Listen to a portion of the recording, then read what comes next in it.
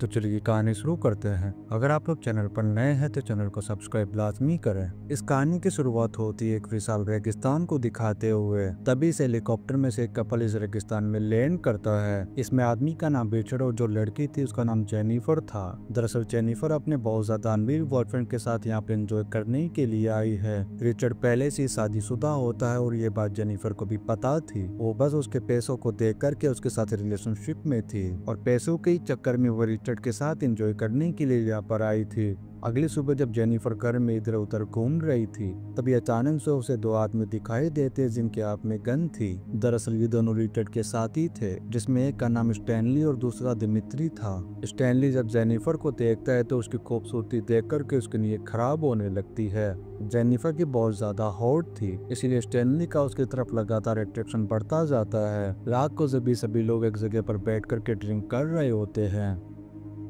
तभी Jennifer mobile में गाना प्ले करके डांस करना शुरू कर देती है और वो रिचर्ड को भी बुलाती है अपने साथ डांस करने के लिए। पर रिचर्ड बहुत ज्यादा थका हुआ था इसलिए वो मना कर देता है। तब जेनिफर स्टैनली को बुला करके उसके साथ डांस करने लगती है। अब उसके साथ डांस करने की वजह से स्टैनली का जो बच्चा कुचा कंट्रोल था वो भी खो जाता है। फिर अगली सुबह जब जेनिफर की आँख खुलती है तो घर में रिचर्ड नहीं था।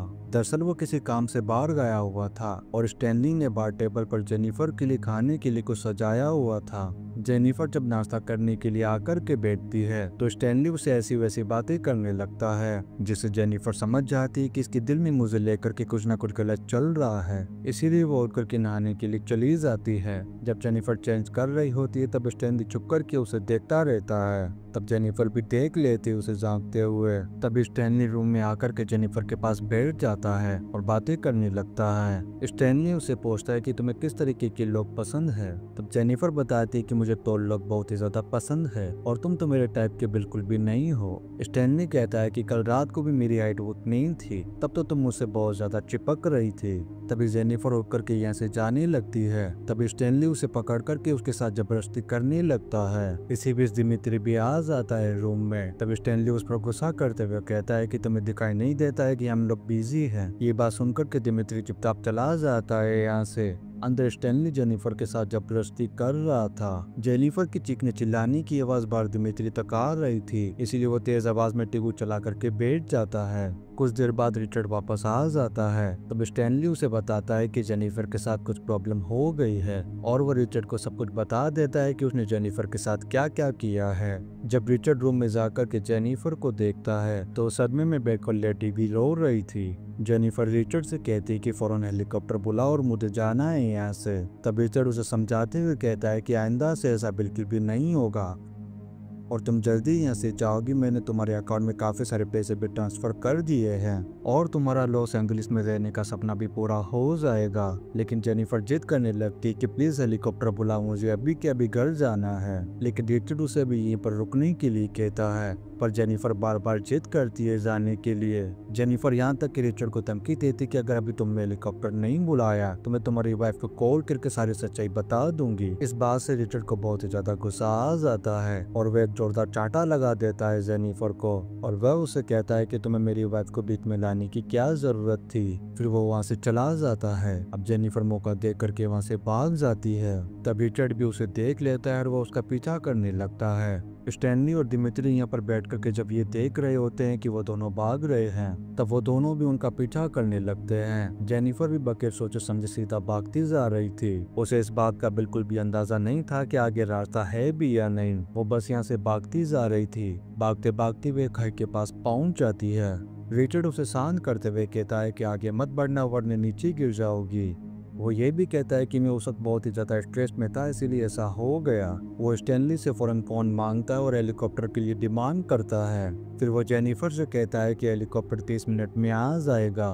ये बात सुनकर के जेनिफर थोड़ा शांत हो जाती है लेकिन यहाँ पर तो कुछ उल्टा ही लग रहा था। तभी अचानक से रिचर्ड खुद धक्का देकर के जेनिफर को खाई में गिरा देता है और जेनिफर खाई के बीच में एक पेड़ पर जाकर के लटक जाती है जिसकी लकड़ी उसके पेट के आर पार हो गई थी, जिसे देख करके यही लग रहा था कि जेनिफर मर गई है। इस चीज से स्टैनली और दिमित्री भी बहुत ही बुरी तरीके से डर चुके थे। रिचर्ड कहता है कि तुम्हें जेल जाने से बचना था और मुझे अपनी वाइफ से, इसीलिए मजबूरी में मुझे उसे मारना पड़ा। इसके बाद ये तीनों वापस हाउस में लौट आते हैं। स्टैनली भी बहुत ज्यादा टेंशन में था कि उसे ऐसा नहीं करना चाहिए था। तब वो रिचर्ड के पास जाकर के जेनिफर के लिए सॉरी कहता है। तब रिचर्ड कहता है कि आखिर कौन जेनिफर। वहीं दूसरी तरफ जेनिफर को दिखाया जाता है जो कि बहुत ही बुरी हालत में थी। उसकी बॉडी पर चींटियां चढ़ी हुई थी और खून की तो मानो की नदी बह रही हो। तभी अचानक से वो हरकत करने लगती है। उसकी थोड़ी दूरी पर एक लाइटर पड़ा हुआ था जिसे वो जैसे तैसे करके उठा लेती है। जिस सूखी लकड़ी पर वो लटकी हुई थी वो उस लाइटर से उसे जलाकर के नीचे उतर जाती है।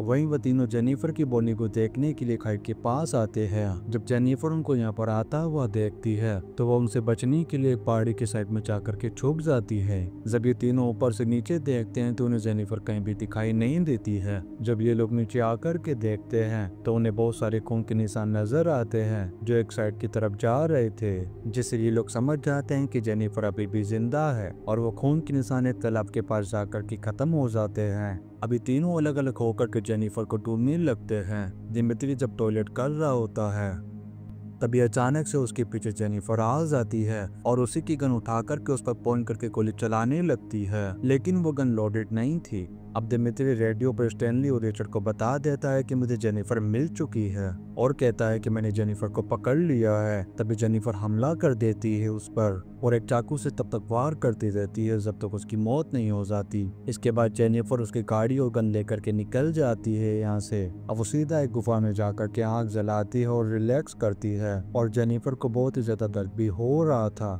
क्योंकि एक लकड़ी का टुकड़ा अभी भी उसके पेट के आर पार था। जेनिफर के पास एक ड्रग्स का एक पाउच था जो कि रिचर्ड ने दिया तो उसे संभाल करके रखने के लिए। जेनिफर दर्द से बचने के लिए उसे निकाल करके खा लेती है और ये जो ड्रग था बहुत ही ज्यादा पावरफुल और स्ट्रॉन्ग था। इस ड्रग को खाने के बाद जेनिफर की हालत बहुत ही अजीब तरीके की हो जाती है। उसे नाचने की, म्यूजिक की और चिल्लाने की आवाजें सब सुनाई दे रही थी। इसके बाद वो एक चाकू को गर्म करती है और अपने पेट में कट लगा करके लकड़ी के उस टुकड़े को बाहर निकाल लेती है। जब उस जगह से खून आने लगता है तो एक कैन के टुकड़े को गर्म करके अपने जख्म पर लगा लेती है। ड्रग के नशे की वजह से उसे दर्द बिल्कुल भी महसूस नहीं हो रहा था। उधर उन दोनों को अभी तक दिमित्री के मरने का कोई भी अता पता नहीं था। जब स्टैनली तालाब में अपने हाथ मुंह धोने लगता है तभी उसे दिमित्री की डेड बॉडी दिखाई देती है जो कि बहुत ही बुरी हालत में थी और उन्हें पता चल जाता है कि ये सब कुछ जेनिफर ने ही किया है। इसके बाद रिचर्ड स्टैनली से कहता है कि हमें अलग अलग होकर के जेनिफर को ढूंढना होगा। इसके बाद ये दोनों अलग अलग होकर के जेनिफर को ढूंढने लगते हैं। उधर जेनिफर दूर से उनकी कार को आते हुए देखती है और उस कार में स्टैनली होता है। जब उसकी गाड़ी में फ्यूल खत्म हो जाता है तो एक जगह पर गाड़ी को रोक कर के फ्यूल भरने लगता है। तभी जेनिफर पीछे से निशाना लगा करके गोली चला देती है उस पर, जो सीधी जाकर के लगती है उसके कंधे पर।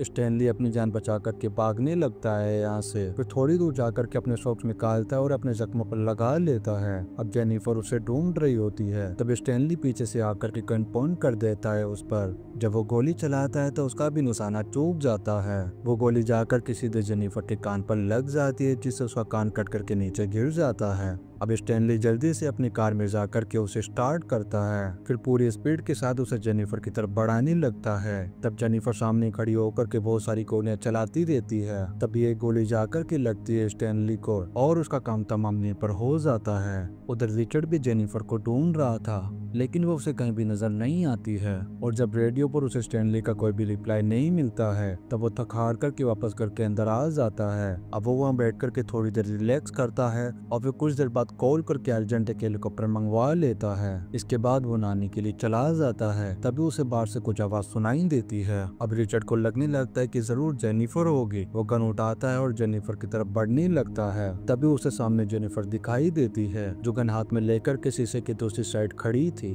तभी जेनिफर उस पर गोली चला देती है जो सीधे जाकर के रिचर्ड के पेट में लग जाती है। रिचर्ड दूसरे रूम में जाकर के प्लास्टिक लपेट लेता है अपनी बॉडी पर ताकि उसका खून ज्यादा न बहे। इसके बाद ये दोनों एक दूसरे की तरफ बढ़ने लगते हैं मारने के लिए। काफी देर तक इन दोनों के बीच बहुत ही खतरनाक तरीके की फाइट होती है, पर आखिर में जेनिफर शॉटगन से काम तमाम कर देती है रिचर्ड का। इसके बाद जेनिफर यहाँ से बाहर चली जाती है और उसने अपना बदला भी ले लिया था। फिर कुछ ही देर बाद यहाँ पर एक हेलीकॉप्टर आ जाता है और इसी सीन के साथ एक कहानी रिवेंज पर खत्म हो जाती है। वीडियो कैसा लगा आप लोग कमेंट करके लाजमी बताएं। अगर आप लोग चैनल पर नए हैं तो चैनल को सब्सक्राइब लाजमी करें। आप लोग वीडियो को like and comment share and subscribe लाजमी करें। मिलते हैं नेक्स्ट वीडियो में। Thank you.